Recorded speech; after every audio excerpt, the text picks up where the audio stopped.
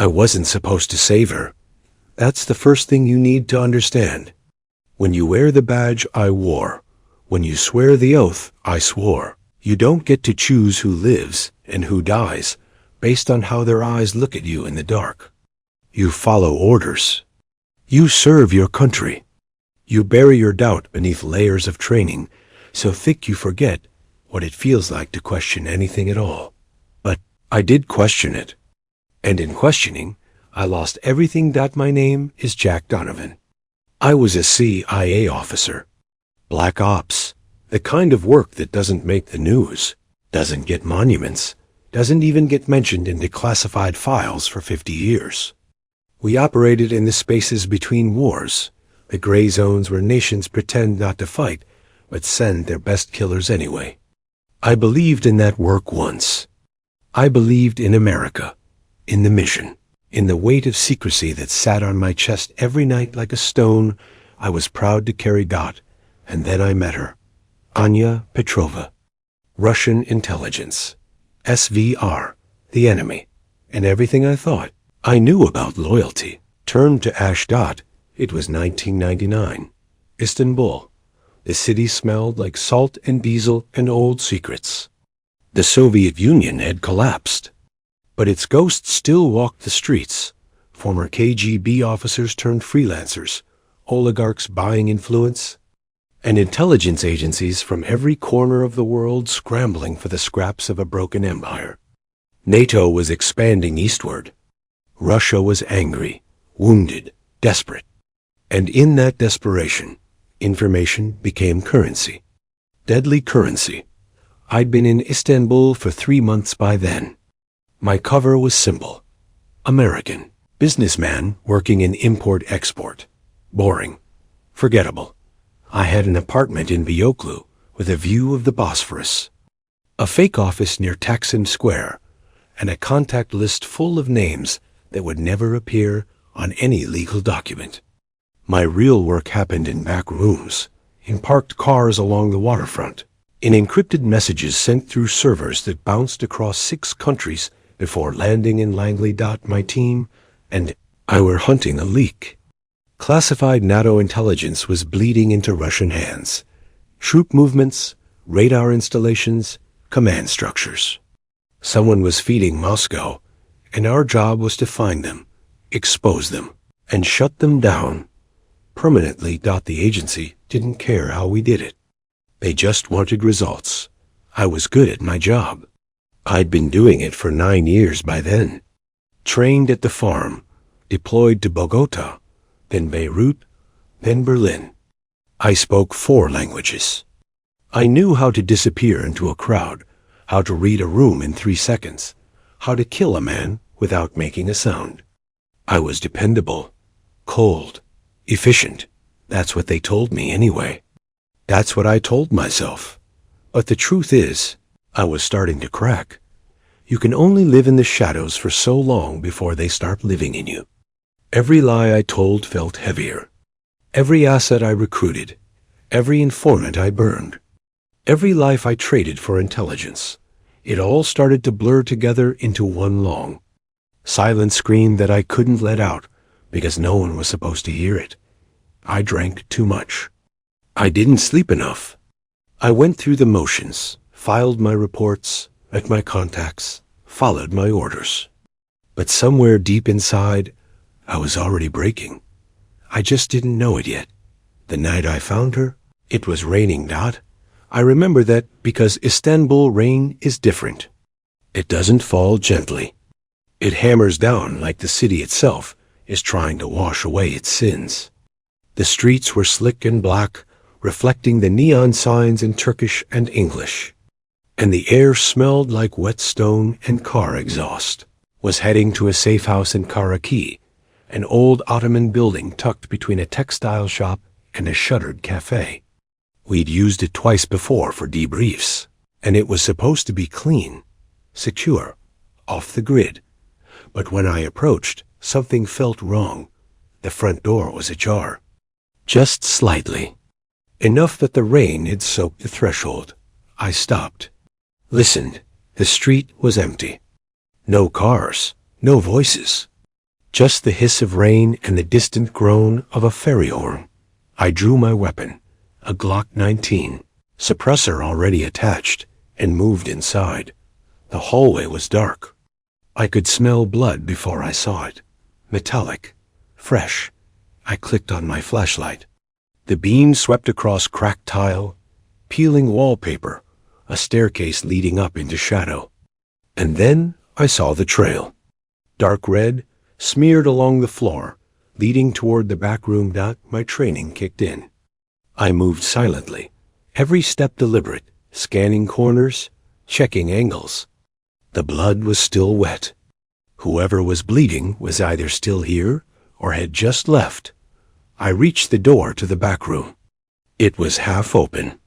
I pushed it with my shoulder, weapon raised, and there she was, Anya Petrova. Though I didn't know her name yet, she was slumped against the far wall, one hand pressed to her side, blood seeping through her fingers. Her face was pale, her breathing shallow. She looked up at me with eyes that were sharp even in the dim light, gray-blue, like frozen water.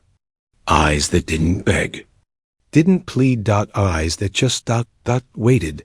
She was wearing a black tactical jacket, no insignia, no identification.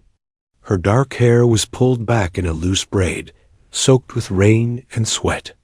There was a pistol on the floor beside her, a Makarov, standard Russian issue, but her hand wasn't reaching for it. She knew she was dying, and she knew I was American. I should have called it in. I should have secured her, interrogated her, extracted whatever intel she had before she bled out. That's what I was trained to do. That's what the mission required. But IDN single quotes T. Instead, I knelt beside her. Who shot you? I asked. Her lips moved, but no sound came out at first. Then, in accented English, barely a whisper. Doesn't matter. It does if they're still nearby. She shook her head slightly. Winced. Gone. I lifted her jacket. The wound was bad. A bullet had torn through her left side, just below the ribs. Exit wound in the back. She was losing blood fast. Why are you here? I asked. She looked at me for a long moment. And then, for the first time, I saw something flicker in those frozen eyes. Not fear, not defiance, resignation. Same reason you are, she said softly. Chasing ghosts. I don't know why I saved her. Maybe it was exhaustion. Maybe it was the way she didn't beg. Maybe it was because, for the first time in 9 years, I looked at someone on the other side and saw a reflection of myself, trapped, bleeding, alone. Or maybe I was just tired of killing. I used my field kit to pack the wound, applied pressure, gave her a shot of morphine from my medic pouch. She didn't cry out, didn't flinch, just watched me with those gray-blue eyes, calm and unreadable. You're American, she said. Yeah? CIA? I didn't answer. She smiled faintly. It's okay. I already know. Then you know I should be calling this in. Yes. Why aren't you afraid? She closed her eyes, breathed slowly. Because fear stopped mattering a long time ago. I understood that. God help me. I understood it completely. I got her stabilized enough to move. Then I made a choice that would destroy everything I'd built. I didn't report it. I carried her out through the back exit, into an alley where my car was parked. I laid her across the back seat, covered her with a blanket, and drove to a different safe house, one the agency didn't know about. A place I kept for emergencies. For moments when the mission went sideways and I needed to disappear. I never thought I'd use it to hide a Russian agent. But that night, I did. She stayed unconscious for 2 days. I treated her wound, changed the dressings, kept her hydrated with an IV drip I'd stolen from a medical supply contact. I didn't sleep much. I sat in a chair by the window, watching the street below, waiting for the hammer to fall, Because I knew it would. The agency would notice I'd gone dark. My team would realize I'd missed check-ins. They'd start asking questions. And eventually, they'd come looking.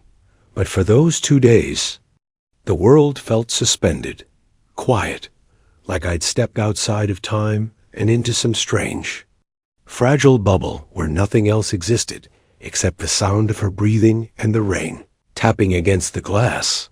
On the 3rd day, she woke up. I was making coffee when I heard her move.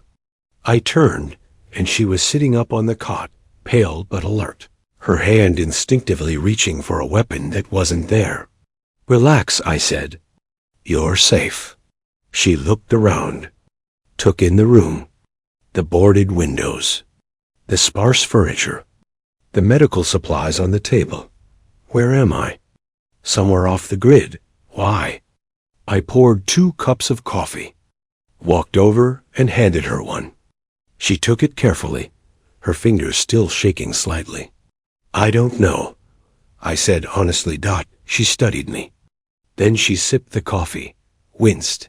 "Terrible." "Yeah." A long silence. "You should have killed me," she said quietly. "I know." "Or turned me in." "I know. So why didn't you?" I sat down across from her, stared into my own cup. The answer was somewhere deep inside me, tangled up with years of missions and bodies and lies and sleepless nights. But I couldn't pull it out, couldn't shape it into words. "I don't know," I said again. She nodded slowly, like she understood that too. "My name is Anya," she said. "Jack." We didn't shake hands, didn't smile. Just sat there in that dim room, 2 spies from opposite sides of the world, drinking terrible coffee and pretending we weren't both waiting for the end. Over the next week, Anya told me pieces of her story. She was SVR, Russia's Foreign Intelligence Service, the successor to the KGB's first chief directorate. She'd been an officer for 7 years, recruited straight out of Moscow State University, where she'd studied linguistics and political science. She spoke 5 languages fluently. She'd worked in Paris, London, and now Istanbul. Her mission had been the same as mine: find the leak. But she wasn't looking to stop it. She was looking to protect it. The source was a Russian asset, a mid-level NATO analyst who'd been feeding Moscow intel for 3 years. He was one of theirs.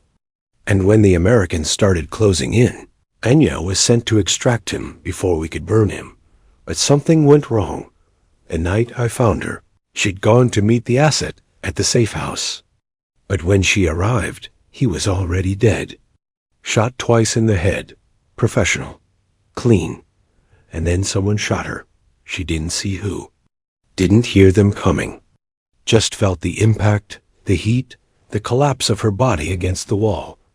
Whoever it was had left her to die. Why? I asked. She looked at me. Because someone wanted both of us gone. Your side. My side. I don't know. But someone is playing a different game. That scared me. Because she was right. In intelligence work, the biggest danger isn't the enemy, you know. It's the one you don't. The ghost in the machine. The player who moves pieces on both sides of the board and watches the chaos unfold. Started digging. Quietly. Carefully. I reached out to a contact in signals intelligence. Asked about unusual communications around the time of the hit. I cross-referenced agency reports, looking for patterns, anomalies, anything that didn't fit. And I found something. A series of encrypted messages sent from a server in Ankara to an IP address in Moscow, and then back to a location in Washington, D.C. Someone was talking to both sides. Someone was orchestrating the whole thing. I should have reported it. Should have brought it to my superiors. Let them handle it. Trusted the system. But I didn't trust the system anymore.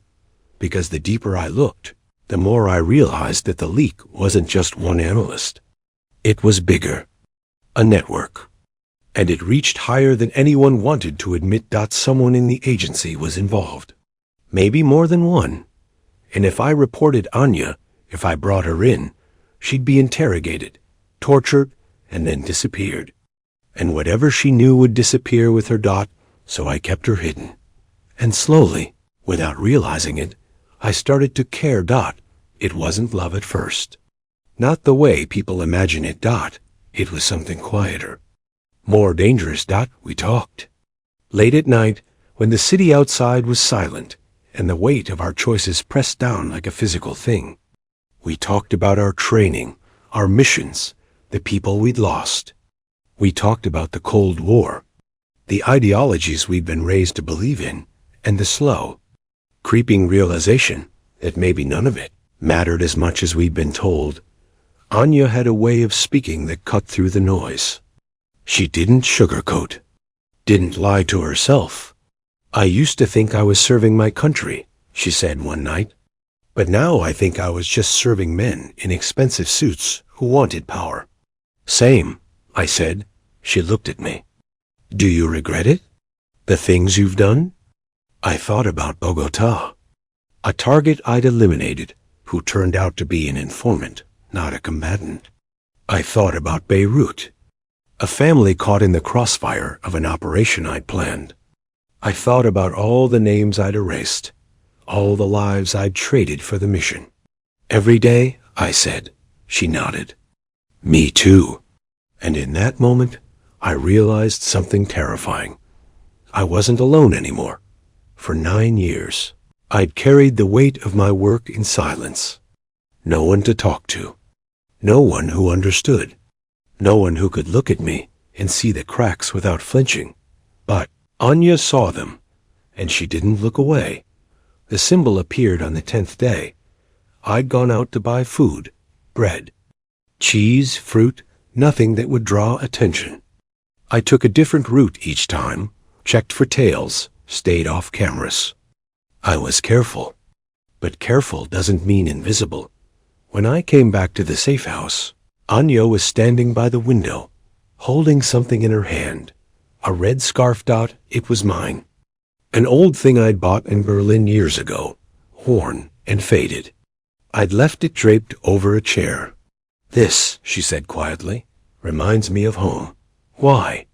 My grandmother used to wear one just like it. Every Sunday, she'd tie it around her hair, and we'd walk to the market together. She told me it was her good luck charm. She folded it carefully and set it back on the chair. Do you believe in luck? I asked. She smiled faintly. No, but I used to. From that day on, the scarf stayed on the chair. Neither of us touched it. But it was always there. A quiet reminder of something neither of us could name. Innocence, maybe. Or the belief that small, ordinary things could still matter in a world built on lies. By the 3rd week, the agency was closing in. I'd missed too many check-ins. My handler sent a coded message through a dead drop, demanding contact within 24 hours. I knew what that meant. They were getting nervous. And nervous agencies do dangerous things. I had 2 choices. Bring Anya in or run. I chose the 3rd option. I was going to fake her death. It took 3 days to arrange. I had contacts in the Istanbul underworld. People who owed me favors. People who didn't ask questions. I bought a body from a morgue attendant, matched Anya's height and build. I staged a scene in an abandoned warehouse near the docks. Made it look like a shootout. Left enough blood, enough evidence, enough chaos to sell the story. Then I sent an anonymous tip to Turkish intelligence. Let them find it. Let them report it to the Americans and the Russians.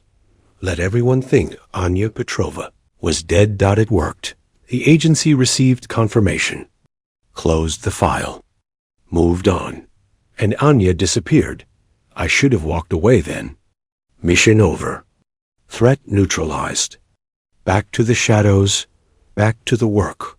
Back to the lie I'd been living for 9 years. But I didn't. Because somewhere in those 3 weeks, something had changed. I'd started to care about her survival more than I cared about my own. I arranged papers.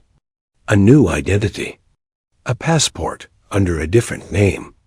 Money wired to an account in Cyprus.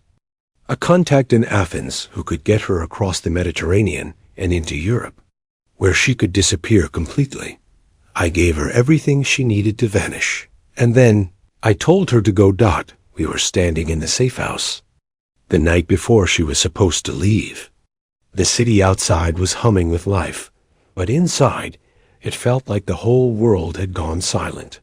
You don't have to do this, she said. Double quotes. Yes, I do. Why? I looked at her, really looked at her. The woman I'd found bleeding on a floor. The enemy I'd been trained to eliminate. The person who'd somehow become the only thing in my life that felt real. Because if you stay, I said quietly, we're both dead. She stepped closer. Close enough that I could see the scar on her cheek from an old mission, the faint lines around her eyes, the weight she carried just like I did. Maybe that's not the worst thing, she said. And then she kissed me. I wasn't supposed to fall in love with her, but I did. Not in some grand, cinematic way. Not with violins and sunsets and declarations shouted from rooftops. It was quieter than that. More inevitable. It was in the way she looked at me when I changed her bandages, like she couldn't believe I was still there. It was in the coffee we drank in silence, the stories we told in the dark, the moments when our hands brushed, and neither of us pulled away. It was in the red scarf on the chair, the symbol of something fragile and ordinary and impossibly dangerous. I loved her because she understood the cost of the life I'd lived, because she didn't ask me to be anyone other than who I was, because for the first time in 9 years, I didn't feel like I was drowning alone, and that love destroyed me. The night before she was supposed to leave, we stayed up talking until dawn. She told me about growing up in St. Petersburg, about her father who worked in a factory and her mother who taught piano. She told me about the first time she lied for her country, the first time she killed, the first time she realized she'd crossed a line she could never uncross. I told her about Virginia, about my father who served in Vietnam and never talked about it, about the day I joined the agency, thinking I was going to change the world, about the slow, suffocating realization that I was just another piece on a board I couldn't see. We talked about everything and nothing. And when the sun started to rise, casting pale light through the cracks in the boarded windows, Anya turned to me and said, I don't want to leave. You have to. Come with me. I shook my head. I can't. Why? Because if I run, they'll know. They'll come looking. And they'll find you. Then let them find us together. Anya, I'm tired, Jack. Her voice cracked. Just slightly. Just enough. I'm tired of running. I'm tired of pretending. I'm tired of being alone. I reached out and took her hand, held it tightly. I know, I said, but if you stay, they'll kill you. And I can't let that happen. She looked at me with those gray-blue eyes, and I saw everything in them. The fear, the hope, the love, and the acceptance. Okay, she whispered, and just like that, it was over. I put her on a boat to Athens the next morning. I stood on the dock and watched her disappear into the fog. A ghost in a red scarf I'd tied around her neck before she left. She didn't look back. I didn't expect her to. And when the boat was gone, when the harbor was empty and the only sound was the cry of gulls overhead, I felt the full weight of what I'd done. I'd betrayed my country, my oath, my command, not by selling secrets or switching sides or defecting, but by choosing one life over the mission, by deciding that her survival mattered more than the rules I'd sworn to uphold. In the end, that's what betrayal is. Not a single moment, not a grand gesture, just a slow, quiet surrender of everything you once believed in, one choice at a time. The agency found out eventually. Not about Anya. I'd covered that trail too well. But they knew something was wrong. They pulled me back to Langley for a debrief, asked questions I couldn't answer without lying, watched me with eyes that didn't trust anymore. I lasted another 6 months. Then I resigned. They didn't stop me, didn't press, just let me walk away. I think they were relieved. I was a liability, a cracked asset, a man who'd started asking the wrong questions. Better to let me go quietly than risk whatever mess I might create if they pushed. So I left.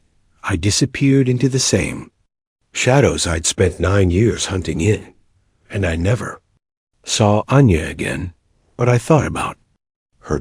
Every day.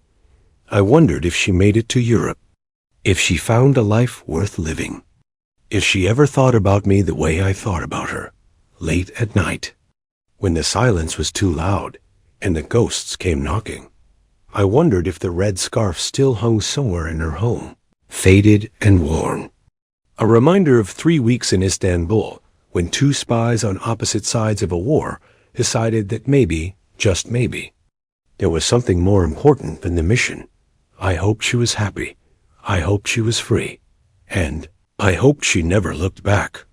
People think spies are heroes, that we live in a world of clear choices, noble causes, black and white morality. But that's not true. We live in the gray. We make choices that haunt us. We carry secrets that eat us alive. We serve systems that use us and discard us and pretend we never existed. And sometimes, in the middle of all that darkness, we meet someone who reminds us what it feels like to be human. For me, that person was Anya. She wasn't my enemy. She wasn't my mission. She wasn't a target to eliminate or an asset to exploit. She was just a woman who'd made the same mistakes I had, carried the same weight, and somehow still believed that maybe, just maybe, there was a way out. I saved her life. But in doing so, I lost mine. Not in the way you'd think. I didn't die. I didn't get caught. I didn't end up in some dark cell being interrogated for treason. I just stopped being the person I used to be. Jack Donovan, CI officer, loyal servant, cold operator. He died the night I found her bleeding in that safe house. What was left was something else. Someone else. A man who'd chosen love over loyalty. Who'd chosen her over everything. And I don't regret it. Not for a second. Years have passed since Istanbul. I've moved from city to city, country to country, always staying ahead of the ghosts. I don't work for the agency anymore. I don't work for anyone. I just exist. Some nights, I sit in whatever apartment I'm renting, and I think about that red scarf, about the way she folded it, about the way she looked at me when I tied it around her neck before she left. I think about the choice I made, and I realize that maybe betrayal isn't about which side you choose. Maybe it's about which part of yourself you're willing to sacrifice. I sacrificed the soldier, the patriot, the man who believed that duty mattered more than everything else. And in return, I got 3 weeks with someone who made me feel alive. 3 weeks of truth in a life built on lies. 3 weeks of love in a world designed for war. Was it worth it? I don't know, but I'd do it again. Every time. There's a story they tell in intelligence circles. A legend, really. About an American operative who went dark in Istanbul in 1999, who faked the death of a Russian agent and vanished without a trace. Some say he defected. Some say he was killed. Some say he's still out there, hiding in the shadows, running from the ghosts of his past. They're all wrong. I didn't defect. I didn't die. And I'm not running. I'm just living. Living with the weight of the choice I made. Living with the memory of gray-blue eyes and a red scarf, and 3 weeks when I chose to be human instead of a weapon. Living with the knowledge that somewhere out there, she's living too. And that's enough. The rain is falling again tonight. Soft and steady. the way it did in Istanbul all those years ago. I'm sitting in a small cafe in Prague, drinking terrible coffee and watching the street outside. The city is quiet, cold, beautiful dot, and for a moment, just a moment, I think I see her. A woman in a red scarf, walking past the window, her face turned away. My heart stops, but then she's gone. Lost in the crowd. A ghost, a memory, a hope that refuses to die. I don't chase her.